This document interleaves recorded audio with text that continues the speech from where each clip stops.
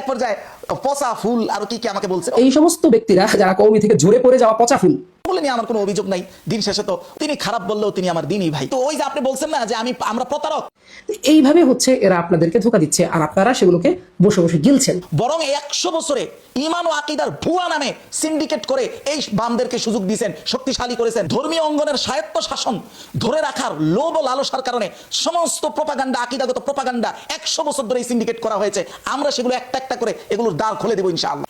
আমাদের এক প্রিয় দিনী ভাই আমাকে খণ্ডন করেছে। আমার প্রশ্ন হলো যে ভাই একটু মাথাটা খাটিয়ে দেখেন তো, যে সে দলিল দিচ্ছে জামায়াতের আমিরের অবস্থার সাথে ইউসুফ আলাইহিস সালামের অবস্থান, যেখানে হযরত ইউসুফ আলাইহিস সালাম রাষ্ট্রীয় আইনকে পিছনে ফেলে দিয়ে আল্লাহর আইনকে মেনেছেন, আর জামায়াতের আমির সাহেব আল্লাহর আইনকে পিছনে ফেলে দিয়ে রাষ্ট্রীয় আইন মানার জন্য রাষ্ট্রীয় আচার হিসেবে সে ফুল দিতে গিয়েছে বা খাম্বা পূজা করেছে।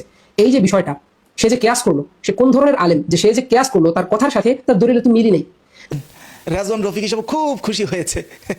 তো বিষয়টাকে আমি একটু খুলে বলি। জামায়াত ইসলামের মুষ্টিময় কিছু নেতা, ওনারা যে শহীদদেরকে ফুল দিয়েছিলেন রাষ্ট্রীয় আচার হিসেবে, যদিও এটা আমাদের কোনো সংস্কৃতি না, কিন্তু ওভারনাইট তো একটা জিনিসকে পরিবর্তন করা আপনি পারবেন না, আর অলরেডি আপনি তো ক্ষমতাই নাই। তখন রাষ্ট্রীয় কিছু বাধ্যবাধকতাকে মেনটেন করে চলতে হয়।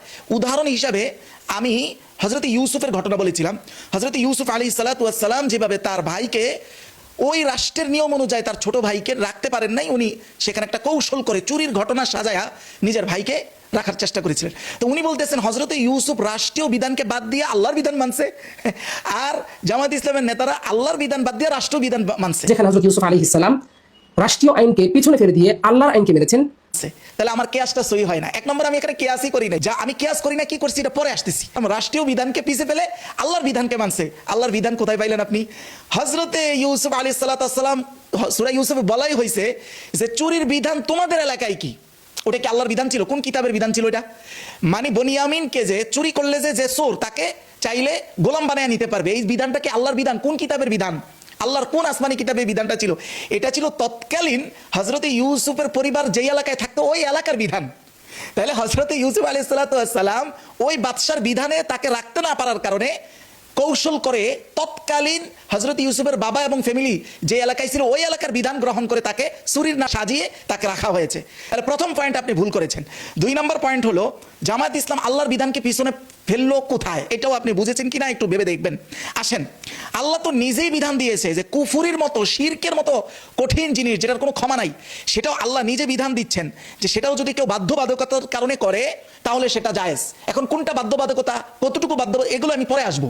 আগে এই মূল রেফারেন্সটা দেখেন।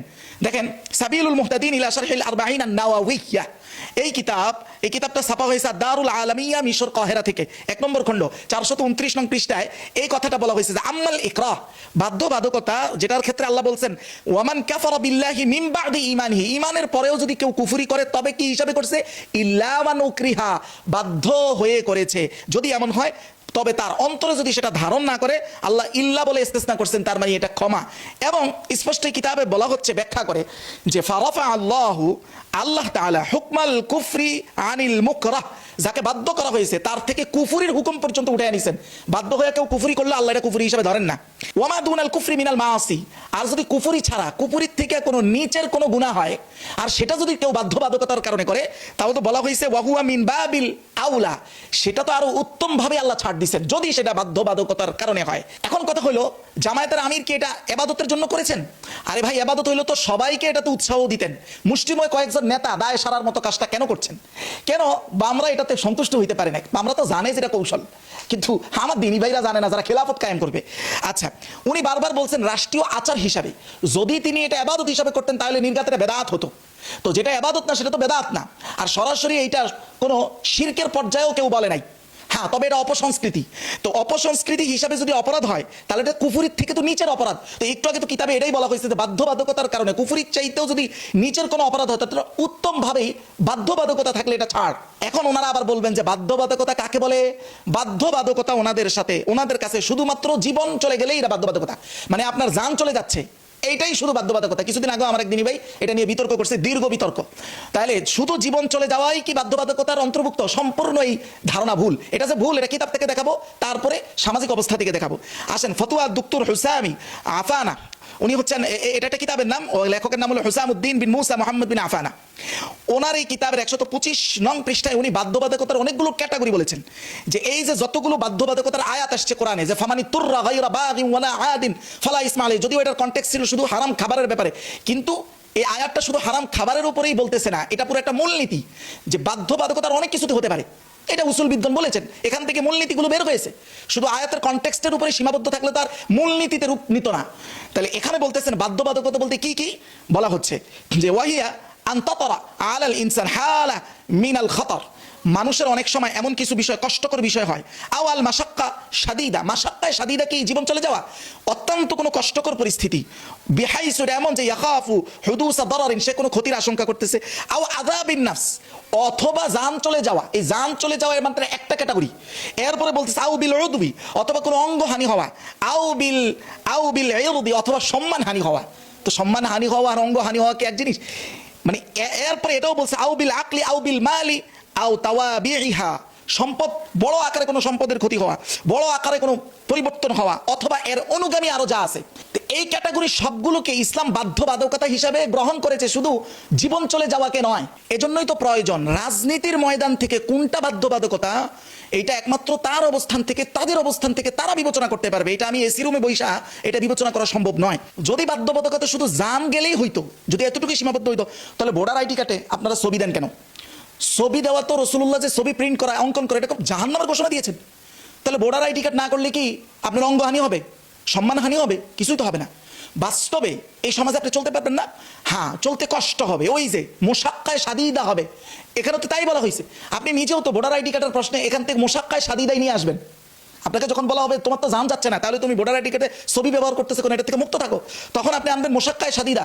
হজে যাওয়ার সময় ছবি ব্যবহার করেন কেন?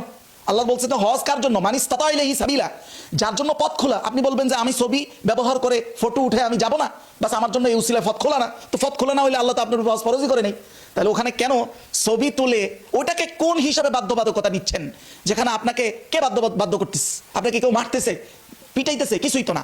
তাহলে হাফিজি হুজুর রহমতুল্লাহি আলাইহি তিনি কেন এই গণতান্ত্রিক রাজনীতিটা হারাম মনে করেও এটাকে করলেন? কোন বাধ্যবাধকতা? ওনাকে কি কেউ গলা টিপে ধরছে?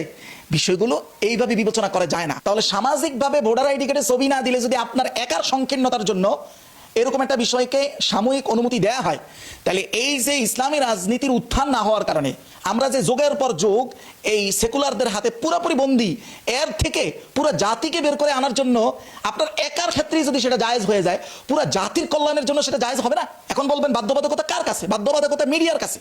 মিডিয়া চাইলে আপনাকে সুযোগ পাইলে 10 দিনের মধ্যে আপনাকে পুরো রাজনীতি থেকে অপ্রাসঙ্গিক করে ফেলার সক্ষমতা মিডিয়ার আছে। আর মিডিয়াগুলো সব নিয়ন্ত্রণ করতেছে বামরা। ওই আপনারা নিয়ন্ত্রণ করলেন না কেন? এই জায়গায় কি আমার আপনার ঘাটতি নাই? মিডিয়াগুলো এরকম 5টা মিডিয়া আপনার আমার হাতে নাই কেন? আমরা তো হঠাৎ আসমান থেকে নাজিল হয়ে এখানে শক্তিশালী হয় নাই। আপনার আমার মাথার উপরে কাঁঠাল ভেঙে কোষ খেয়ে শক্তিশালী হয়ে তো তারা রাষ্ট্রীয় ক্ষমতায় বসেছে। আপনি কোথায় ছিলেন? ছিলেন ঠিকই, কিন্তু ওই যে আপনি বলছেন না যে আমরা প্রতারক, বরং 100 বছরে ঈমান ও আকীদার ভুয়া নামে সিন্ডিকেট করে এই বামদেরকে সুযোগ দিয়েছেন, শক্তিশালী করেছেন। ধর্মীয় অঙ্গনের স্বায়ত্ত শাসন ধরে রাখার লোভ ও লালসার কারণে সমস্ত প্রপাগান্ডা, আকীদাগত প্রপাগান্ডা 100 বছর ধরে সিন্ডিকেট করা হয়েছে। আমরা সেগুলো একটা একটা করে এগুলোর দ্বার খুলে দেবো ইনশাআল্লাহ। 2 নম্বর বিষয় হলো হযরত ইউসুফ আলাইহিস সালাতু ওয়াস সালামের ওই ঘটনাটাকে আমি কিয়াস করি নাই। আমি এটা বলি নাই যে হযরত ইউসুফ যেমন কাজ করছেন আমিরে জানা ঠিক ওই রকম কাজ করছেন, তাইলে কিয়াস হইতো। আমি জাস্ট ওখান থেকে তাদাররুজটা বোঝানোর উদ্দেশ্য ছিল আমার। মানে হযরত ইউসুফ যেইভাবে রাষ্ট্রীয় কাঠামোতে আসার সাথে সাথেই, ক্ষমতায় আসার পরেও সব অপসংস্কৃতি একদিনে বাদ দিতে পারেন নাই। তাদাররুজ তো একটা বিষয়কে ধাপে ধাপে অ্যাপ্লাই করা, এটা তো ইসলামে স্বীকৃত। যেমন আপনি দেখেন আত-তাহযীব ফি ফিকহিল ইমাম শাফিঈ এর 1 নম্বর খণ্ড 9 নম্বর পৃষ্ঠায় তিনি তাদাররুজের বর্ণনা করতেছেন এইভাবে যে মিন হুসনি তাদবীর আশ-শারঈ ওয়া হিকমাতিহি, শরীয়তের একটা হিকমত এবং সৌন্দর্যই হলো এই তাদাররুজ। সেটা তিনি বলেন আহকামে শরীয়তকে অ্যাপ্লাই করা সমাজে আলা মাহলিন, মানে ধাপে ধাপে আস্তে আস্তে, এর স্পষ্ট এইভাবে কদিয়া বাদা কদিয়া, একটার পর একটা, এভাবে উনি বলেছেন কদিয়ার পর কদিয়া। এবং এই তাদাররুজকে রাসূলুল্লাহ নিজে কত জায়গায় অ্যাপ্লাই করেছেন। এর মধ্যে সবচেয়ে উল্লেখযোগ্য হলো যেটা ফাতহুল মুনঈম শরহে সহিহ মুসলিমে এসেছে 5 নম্বর খণ্ড 258 নং পৃষ্ঠার বর্ণনায়। তিনি মক্কা বিজয়ের পরেও মক্কা শরীফের মধ্যে মুশরিকরা আসতো না, এখন আসার নিয়ম আছে বলে, এটা তো আয়াত পরে নাজিল হয়েছে, ভালো কথা। উলঙ্গ তওয়াফ করে নাই, তো উলঙ্গ তওয়াফ করার বিধান কি তখন ছিল? থাকলে তো মুসলমানরাও করতো। তারা করতেছিল, তাদেরকে নিষেধ করতে দেরি করা হয়েছে বিদায় হজের আগ পর্যন্ত। হযরত আবু বকরকে এটা আদেশ করে এই ঘোষণা দিয়েছেন, লা ইয়াতুফু বিল বাইতি উরিয়ান, আজকের পর থেকে কেউ আর উলঙ্গ কাবা তওয়াফ করতে পারবে না। তাহলে এই ঘোষণাটা রাসূল কেন মক্কা বিজয়ের পরপর দিলেন না? এটাই হলো তাদাররুজ, ধাপে ধাপে এসেছে। এখন অনেকে বলবে যে তাদাররুজ এটা মানসুখ হয়ে গেছে। এখন অনেক বহু ইমামের মতে এটা মানসুখ হয় না, এখন এটা অ্যাপ্লাই যোগ্য। যদি নাই হতো তাহলে আমাদের পাশের মোল্লাদের দেশে যে তারা ইসলামী ইমারত কায়েম করছে, করার পরেও দীর্ঘ একটা সময় পর্যন্ত মহিলারা নিউজ পড়ছে না টিভি চ্যানেলে। প্রথম তাদেরকে হিজাব পরাইছে, নেকাব পরাইছে। এখন সম্ভবত কোনো মহিলা নিউজ পড়ে কিনা আমার জানা নাই, সম্ভবত নাই। কিন্তু তাদের ক্ষমতা নেওয়ার পর অনেকদিন পর্যন্ত এটা ছিল। এই থাকাটা কি, এটাই তো তাদাররুজ। তিনি আমাকে প্রতারক বলেন, হ্যাঁ আমি বলবো প্রিয় ভাই, আমাকে প্রতারক বলে লাভ নাই। এই যে শত বছর ধরে সেকুলারদের মলমূত্র খাইতে বাধ্য করেছে কারা, এই 100 বছরের ভুয়া ইমান ও আকিদার নামে ভুয়া সিন্ডিকেটগুলো করে, এটা তো সবচেয়ে বড় প্রমাণ। আমাদের রেজওয়ান রফিকি ভাইকে দেখেন না, উনি সেই মানুষ যিনি আপাদমস্তক সৈয়দ আবুল আলা মওদুদী রাহিমাহুল্লাহর কথাকে বিকৃত করেন। আমি এগুলো সামনে আসবো, অসুবিধা নাই, এটা সব আমি জমা রাখছি, আসবো ইনশাআল্লাহ। সেই মানুষটা আবার নীলুফার আপার কথা কোন কনটেক্সটে বলছেন, ওরে তাহকিক রে, উনি এক পর্যায়ে পচা ফুল আর কি কি আমাকে বলছেন। ওগুলো নিয়ে আমার কোনো অভিযোগ নাই। দিন শেষে তো উনি আমাকে ভালো বললেও তিনি আমার ঘরানার ভাই, কওমি ভাই, তিনি খারাপ বললেও তিনি আমার দিনই ভাই।